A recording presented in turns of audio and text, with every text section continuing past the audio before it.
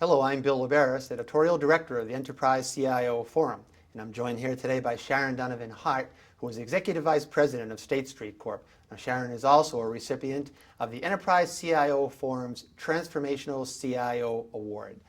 Sharon, congratulations on the award, and thank you very much for being my guest here today. Bill, thank you very much. And first of all, what I'd like to start with is thanking you for the 30 years of service you put into the IT community.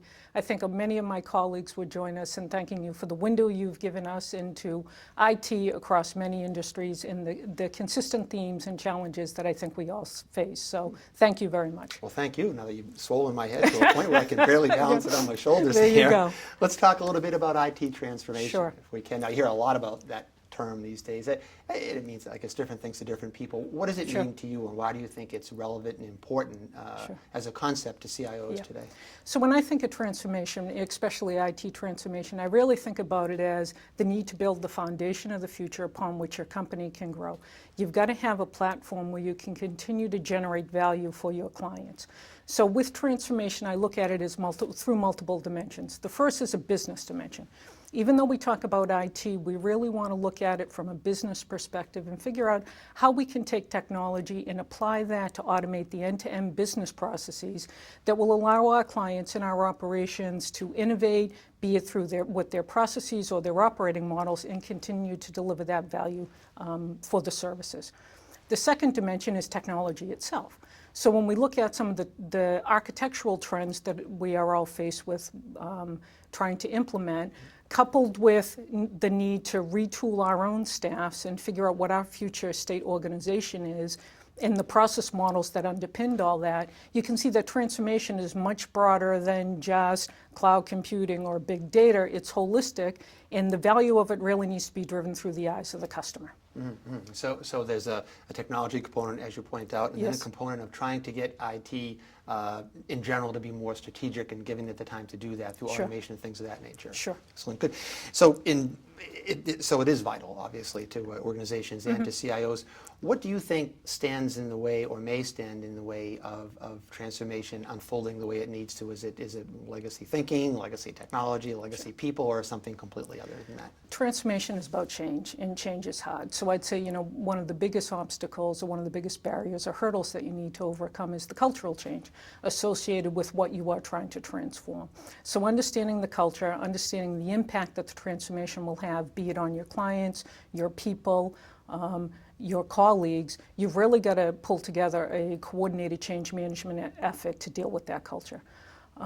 Second, the complexity of your environment. So as you pointed out, legacy technology has a host of challenges that you need to try to address as you go through transformation.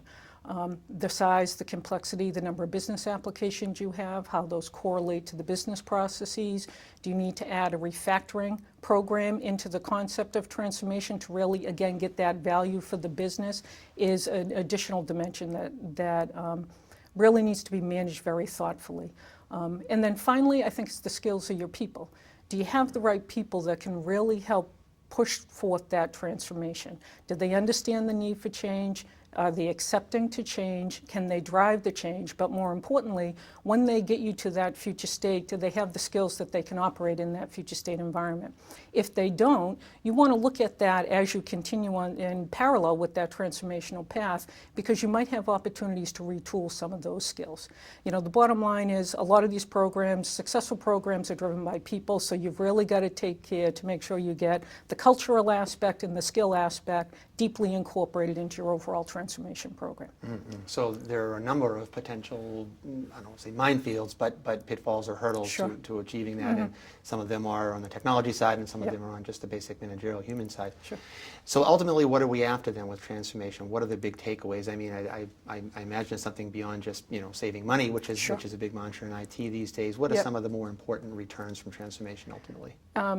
I think it's really back to building that platform of the future that you can continue to innovate for your customers.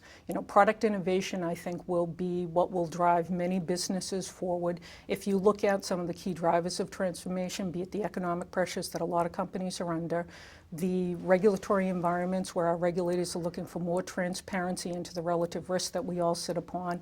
Our customers want products that need to be delivered locally yet scale globally. And then from a technical perspective, we have those trends. So the takeaways for transformation really need to be, how do you address all those factors and how do you solve your clients' problems in addition to becoming more efficient in reducing the complexity of your environment?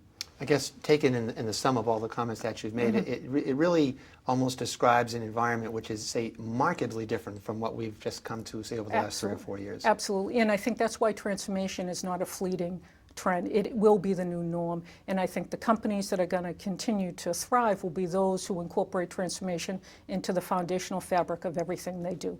So these programs, while we've announced a program and it has a stated end date, it is going to be a way of thinking as we continue to drive this company forward and into the future. And I don't see us being any different than any company. Everyone needs to sort of catch the wave and take benefit of the transformational change that's going on in our industry.